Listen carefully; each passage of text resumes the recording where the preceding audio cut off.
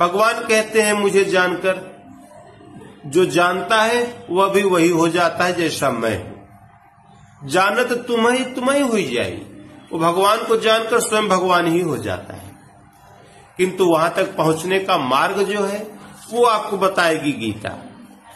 भगवान श्री कृष्ण ने कहा कि अर्जुन, ये जो मनुष्य जो कुछ कर्म समझ के कर रहा है ना, ये कर्म नहीं है।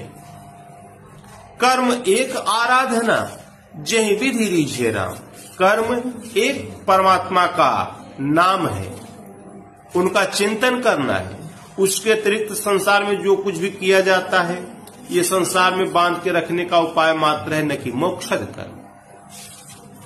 भगवान श्री कृष्ण ने कहा कि अर्जुन, नियतम कुरु कर्मत्वम कर्म जायो ह्य कर्मणः। तू कर्म तो बहुत से हैं, किंतु उनमें तू निर्धारित किए हुए कर्म को कर। ठीक है, हम खेती कर रहे हैं, क्या ये कर्म नहीं है? हम समाज सेवा कर रहे हैं, क्या ये कर्म नहीं है? भगवान कहते हैं कि नहीं, ये अन्यत्र लोकोयम कर्म बंधन है। भगवान के चिंतन को छोड़कर, भगवान को छोड़कर अन्य जो भी कार्य किए जा रहे हैं वो केवल हमको अनंत योनियां देने वाले हैं, न कि भगवान की प्राप्ति के लिए। भगवान को प्राप्त करने के लिए तो भगवान ने स्वयं बताया कि भैया यज्ञार्थात् कर्मणो अन्यत्र लोकोयम कर्म बंधन है। केवल एकमात्र यज्ञ करना ही कर्म है और उसके अतिरिक्त जो भी है वो कर्म बंधन है। यज्ञार्थात् कर्मणो अन्यत्र लोकोयम कर्म बंधन है। तो ठीक है, हम यज्ञ करें कौन सा? तो भगवान ने कहा कि अर्जुन, यज्ञा नाम जप यज्ञोस्मि, यज्ञों में जप यज्ञ मैं हूं।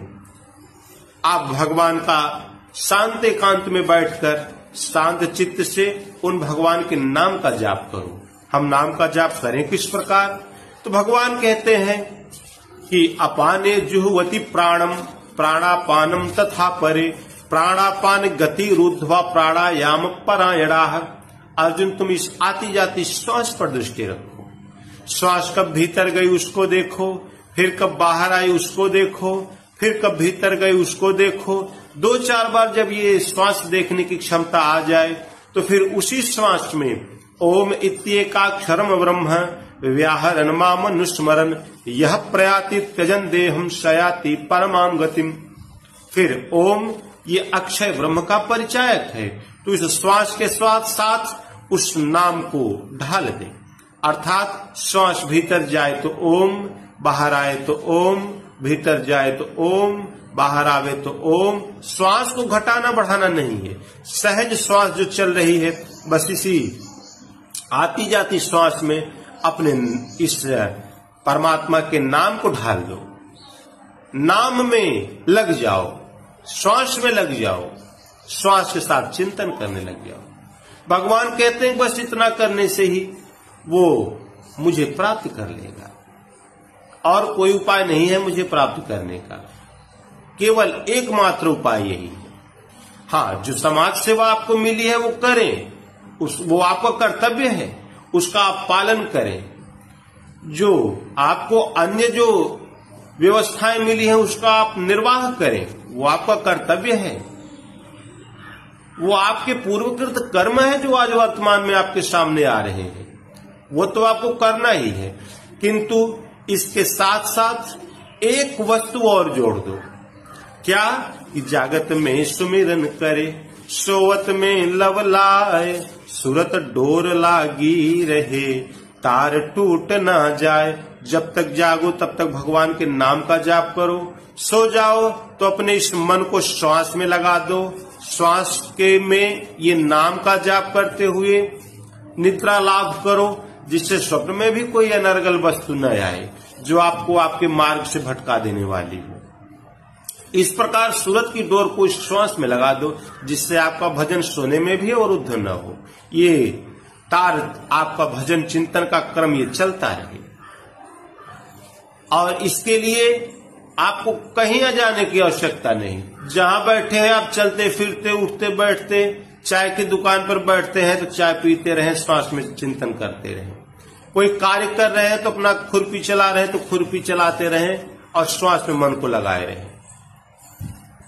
इस प्रकार से चलते फिरते उठते बैठते हर स्थिति में नाम का जाप चलते रहना चाहिए। तो भगवान जब देखेंगे कि आपकी श्रद्धा भगवान से लग गई है तो आपकी हर व्यवस्था भगवान स्वयं करते जाएंगे। भगवान कहते हैं अनन्य भाव से जो मेरा भजन करता है उसकी सारी जिम्मेदारी मैं स्वयं अपने हाथों में ले लेता हूं।